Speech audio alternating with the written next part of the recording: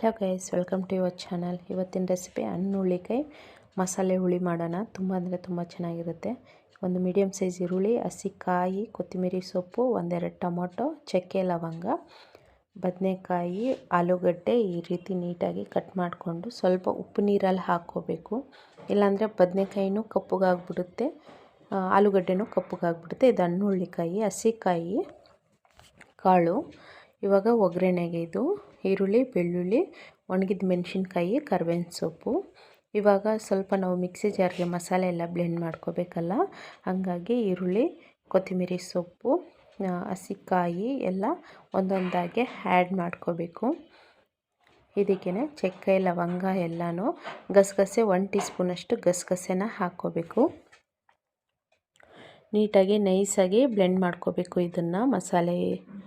ಇದಕ್ಕೆ ನಾವು ಮಸಾಲೆಯನ್ನು ಹುರ್ಕೊತಾ ಎಲ್ಲ ಹಸಿದೆ ಹಾಕ್ತಾ ಇದ್ದೀವಲ್ವ, ಹಂಗಾಗಿ ಇದಕ್ಕೆ ನಾನು ಶುಂಠಿ ಬೆಳ್ಳುಳ್ಳಿ ಪೇಸ್ಟು ಫ್ರೆಶ್ಶಾಗಿ ಮಾಡಿ ಇಟ್ಕೊಂಡಿದ್ದೆ.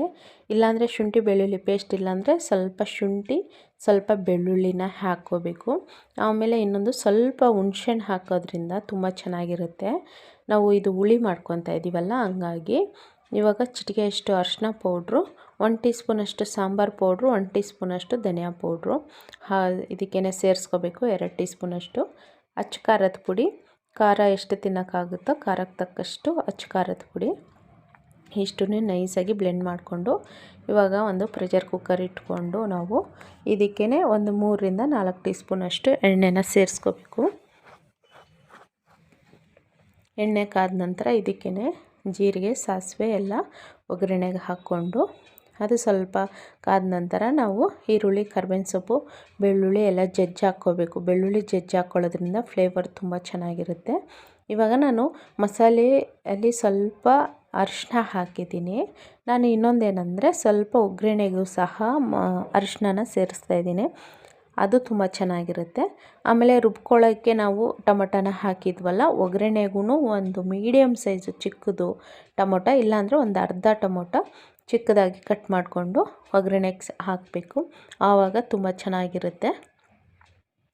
ಇವಾಗ ನಾವು ಬ್ಲೆಂಡ್ ಮಾಡ್ಕೊಂಡು ಇಟ್ಕೊಂಡಿದ್ವಲ್ಲ ಮಸಾಲೆ, ಅದು ಹಾಕಿಬಿಟ್ಟು ಇವಾಗ ರುಚಿಗೆ ತಕ್ಕಷ್ಟು ಸಾಲ್ಟನ್ನು ಸೇರಿಸ್ಕೋಬೇಕು. ನೋಡ್ಕೋಬೇಕು ನಮಗೆ ಎಷ್ಟು ಸಾಲ್ಟ್ ಬೇಕಾಗುತ್ತೆ ನೋಡಿಕೊಂಡು ಸಾಲ್ಟನ್ನು ಸೇರಿಸ್ಕೊಂಡು ಸ್ವಲ್ಪ ಎಣ್ಣೆಯಲ್ಲಿ 1-2 ನಿಮಿಷ ಅಷ್ಟು ಫ್ರೈ ಆದರೆ ಸಾಕು, ಹಸಿ ವಾಸನೆ ಹೋಗೋವರೆಗೂ. ಇವಾಗ ನಾವು ಕಾಳು ಬಿಡಿಸಿಟ್ಕೊಂಡಿದ್ವಲ್ಲ ಹಸಿ ಕಾಳು, ಅದು ಹಾಕ್ಕೊಂಡು ಆಲೂಗಡ್ಡೆ, ಬದನೆಕಾಯಿನ ಸೇರಿಸ್ಕೋಬೇಕು. ಇದಕ್ಕೆ ಬೇರೆ ತರಕಾರಿ ಯಾವುದಿದ್ರೂ ಹಾಕ್ಕೋಬೋದು, ತರಕಾರಿ ಇಲ್ಲಾಂದ್ರೂ ಬರೀ ಕಾಳಿದ್ರೂ ಸಹ ಹಾಕಿ ಮಾಡ್ಬೋದು, ತುಂಬಾ ಚೆನ್ನಾಗಿರುತ್ತೆ.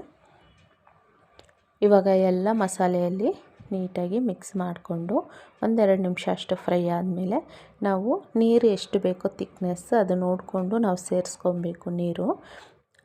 ನೀರು ನಿಮ್ಮ ಇಷ್ಟ, ತೆಳು ಬೇಕಂದರೆ ತೆಳು, ಇಲ್ಲಾಂದರೆ ಗಟ್ಟಿ ಬೇಕು ಅಂತಂದರೆ ಗಟ್ಟಿಯಾಗಾದರೂ ಮಾಡ್ಕೋಬೋದು. ಮೀಡಿಯಮಾಗಿ ನೀರನ್ನು ಆ್ಯಡ್ ಮಾಡಿಕೊಂಡು ಇದು 1-2 ವಿಸಲ್ ಬಂದರೆ ಸಾಕು, ಜಾಸ್ತಿ ಕೂಗಿಸ್ಬೇಕಂತ ಏನಿಲ್ಲ ಇದು, ಯಾಕಂದರೆ ಹಸಿ ಕಾಳಲ್ವ, ಹಂಗಾಗಿ ಇದು ಬೇಗನೆ ಬೇಯುತ್ತೆ. 1-2 ವಿಸಲ್ ಇದ್ದರೆ ಸಾಕು.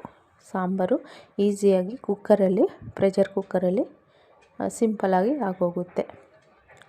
ನೋಡಿ, 2 ವಿಸಲ್ ಕೂಗಿಸಿದ್ಮೇಲೆ ನೋಡಿ ಎಷ್ಟು ಚೆನ್ನಾಗಾಗಿದೆ.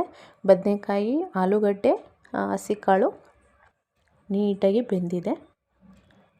ಜಾಸ್ತಿ ಬೇಯಿಸ್ಕೊಳ್ಳೋಕೆ ಹೋದರೆ ಚೆನ್ನಾಗಿರೋದಿಲ್ಲ. ಇವಾಗ ನಾವು ಪ್ರೆಷರ್ ಕುಕ್ಕರ್ ಓಪನ್ ಮಾಡಿದ್ಮೇಲೆ 1-2 ನಿಮಿಷ ಹಂಗೆ ಕುಕ್ಕರ್ ಮುಚ್ಚಳ ತೆಗೆದುಬಿಟ್ಟು ಅದನ್ನು ಕುದಿಸ್ಬೇಕು, ಆಗಲೇ ತುಂಬ ಚೆನ್ನಾಗಿರುತ್ತೆ. ಅದು ಕುದಿಸಾದ್ಮೇಲೆ ನಮ್ಮ ಚಾನಲ್ ಯಾರಾದರೂ ಹೊಸ್ದಾಗಿ ನೋಡೋರಾದರೆ ನಮ್ಮ ಚಾನಲ್ನ ಲೈಕ್ ಮಾಡಿ, ಶೇರ್ ಮಾಡಿ, ಕಮೆಂಟ್ ಮಾಡಿ, ಸಬ್ಸ್ಕ್ರೈಬ್ ಮಾಡ್ಕೊಳ್ಳಿ. ಮೊದಲು ನಾವು ಮಾಡೋ ಪ್ರತಿಯೊಂದು ವಿಡಿಯೋ ನಿಮಗೆ ನೋಟಿಫಿಕೇಷನ್ ಆಗಿ ಬರುತ್ತೆ. ಎಲ್ಲೂ ವಿಡಿಯೋ ಸ್ಕಿಪ್ ಮಾಡೋಕ್ಕೆ ಹೋಗಬೇಡಿ, ಸಬ್ಸ್ಕ್ರೈಬ್ ಮಾಡ್ಕೊಳ್ಳಿ ಗೈಸ್. ನಾವು ಮಾಡೋ ಪ್ರತಿಯೊಂದು ವಿಡಿಯೋ ಬರುತ್ತೆ. Thank you for watching.